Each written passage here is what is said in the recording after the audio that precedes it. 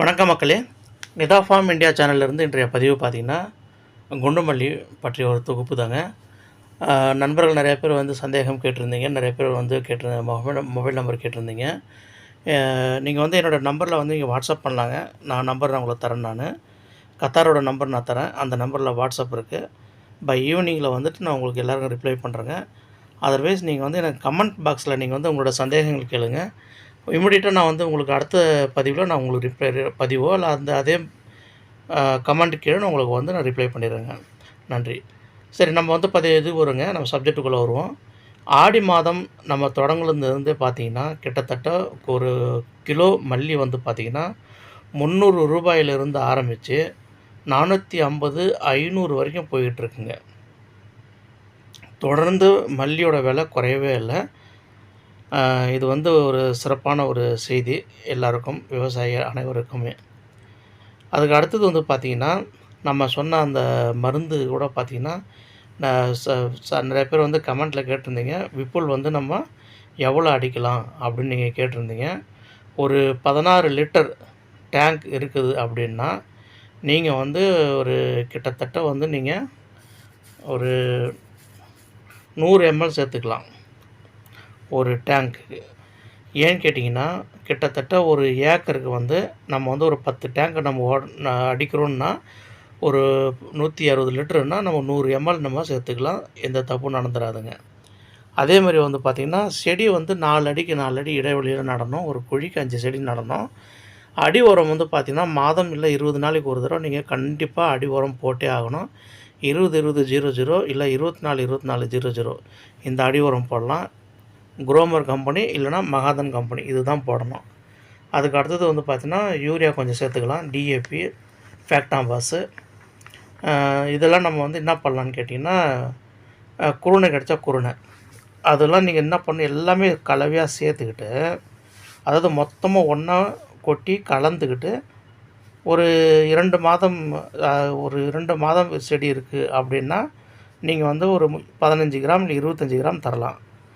இதுவே வந்து பார்த்திங்கன்னா ஒரு 6 மாதம் செடி இருக்குது அப்படின்னா 70 கிராம் தரலாம். அதாவது 70 கிராம் கிட்டத்தட்ட நம்ம ஒரு கைப்பிடியில் அள்ளி நம்ம அந்த கைப்பிடியை வந்து இறுக்கமாக பிடிச்சா எவ்வளோ வருமோ அது 75 கிராம் வரும். அதுக்கு அடுத்தது வந்து ஒரு வருடமான செடியாக இருந்தால் நீங்கள் 2 அல்லது 3 கைப்பிடி அளவுக்கு நீங்கள் தரலாம். ஆனால் எந்த அடி உரமும் நீங்கள் செடிக்கு பக்கத்தில் போடக்கூடாது. போட்டால் செடி வந்து அழுகிடும். அதனோட ஒரு வேளை அதனோட டோஸ் அதிகமாக இருக்குது அப்படின்னா செடி வந்து பட்டு போகும். அதனால் செடியிலேருந்து ஒரு 1/2 அடி இல்லை 3/4 அடி தள்ளி நம்ம வந்து போடுறது ரொம்ப ரொம்ப சிறப்பானது. அதேமாதிரி வந்து மேலே வந்து பார்த்திங்கன்னா ஸ்ப்ரே நீங்கள் பண்ணிங்கன்னா இது நீங்கள் பண்ணலாங்க. கிரேசியான்னு சொல்லிட்டு ஒரு மருந்து இருக்குது. அதுக்கப்புறம் வந்து பார்த்திங்கன்னா தைமோத்தேசியம் இருக்குது. இந்த மாதிரி மருந்தெல்லாம் நீங்கள் வந்து பார்த்திங்கன்னா மோனோக்ரோட்டோபாஸு, சாப் பவுட்ரு இதெல்லாம் நீங்கள் மேலே வந்து மேல் மருந்தாக நீங்கள் வந்து தெளித்து நம்ம பூச்சியை வந்து கட்டுப்பாட்டில் கொண்டு வரலாங்க.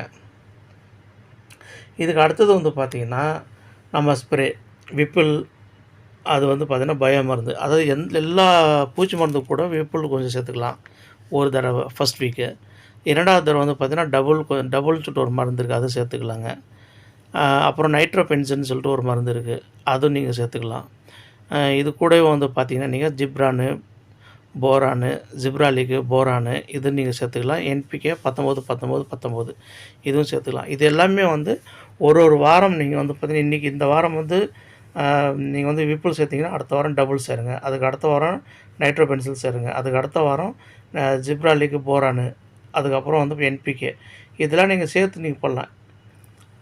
நீங்கள் போடும்போது நம்ம அதுக்கு உண்டான ஒரு வளர்ச்சி காண்பிக்கும்.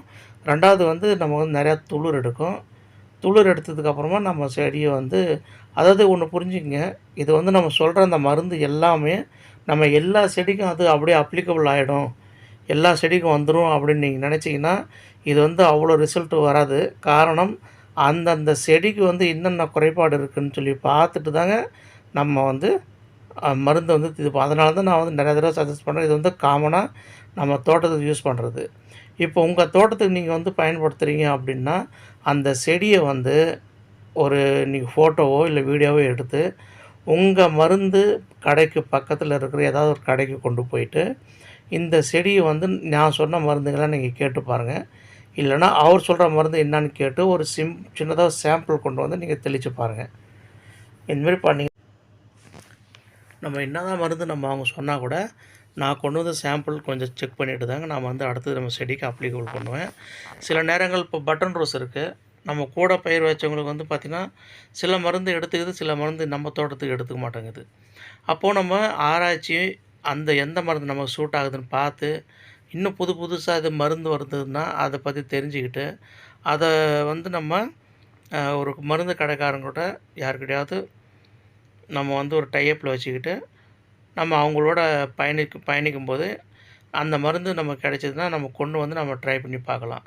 ஒரு 10 மருந்து கடையில் நம்ம சொல்கிறாங்கன்னா 10ம் ஃபெயிலியர் ஆகுது. எனக்கெல்லாம் அப்படி தாங்க ஆச்சு. நம்ம சில மருந்து கடையிலலாம் சொன்ன மருந்தெல்லாம் வந்து பார்த்தீங்கன்னா சும்மா செல்லிங் பண்ணிட்டாங்க அவ்வளோதான் நம்மக்கிட்ட. அதனால் நம்ம சொல்கிற மருந்தெல்லாம் நீ வந்து ஜென்ரலாக என் செடிகளுக்கு நல்ல ஒரு ஊக்கமாக இப்போ நல்ல அளவுக்கு அதிகமாக ஈல்டு வரக்கூடிய மருந்து தான். இதை தவிர்த்து அவங்க ஏதாவது சஜெஸ்ட் பண்ணுறாங்கன்னா சின்ன லெவலில் செக் பண்ணிவிட்டு அதுக்கப்புறம் வாங்கி நீங்கள் மருந்து வந்து தெளித்து நீங்கள் வந்து இப்போ இது பண்ணலாங்க. இப்போ நம்ம வந்து பார்த்திங்கன்னா சொன்ன எல்லா மருந்தும் சரி களை இல்லாமல் பார்த்துக்கணும். இது வந்து பெரிய ஒரு வேலை தான். இப்போ முடிஞ்சால் களைக்கொல்லி 1 டே களைக்கொல்லி இருக்குது. இல்லை ரவுண்டபோட்டுன்னு சொல்லிட்டு ஒரு மருந்து இருக்குது. அது கூட ஒரு கெமிக்கல் ஒன்று கிடைக்கும். அதுவும் வாங்கி சேர்த்து நீங்கள் வந்து செடிக்கு நடுவில் அடிச்சிக்கலாம். அப்படி அடிக்கும்போது செலவு தான் நம்ம மெயினாக குறைக்கணுங்க. இல்லைன்னா நம்ம பறித்து போடுற மல்லி, நம்ம உழைப்பு, வாங்குகிற மருந்து செலவு, அடி உரம், களை கொத்துற கொண்டு வர மேன் பவர் காஸ்ட்டு எல்லாமே நம்ம கவர் பண்ணணும். நிறைய பேர் வந்து எவ்வளோ செலவு வரும், எவ்வளோ லாபம் வரும்னு கேட்டிங்க. நம்ம இதில் செலவு வந்து பார்த்தா ஒரு ஏக்கர் வச்சா கூட 10,000 செடி வச்சுருந்தா கூட நம்ம வந்து செலவு வந்து ஒரு 25,000 30,000 மருந்து போதும். ப்ளஸ் நம்ம வந்து மல்லிப்பூ அதிகமாக வருதுன்னா பறிக்கிறதுக்கு ஆள் வேணும். அப்புறம் களை எடுக்கிறதுக்கு ஆள் வேணுங்க. எல்லாம் போனால் கூட நம்மளால் நிகர லாபம் கிடைக்குங்க. நன்றி நண்பர்களே. Please subscribe to my channel. Thank you so much. Thanks a lot for your support. Please subscribe.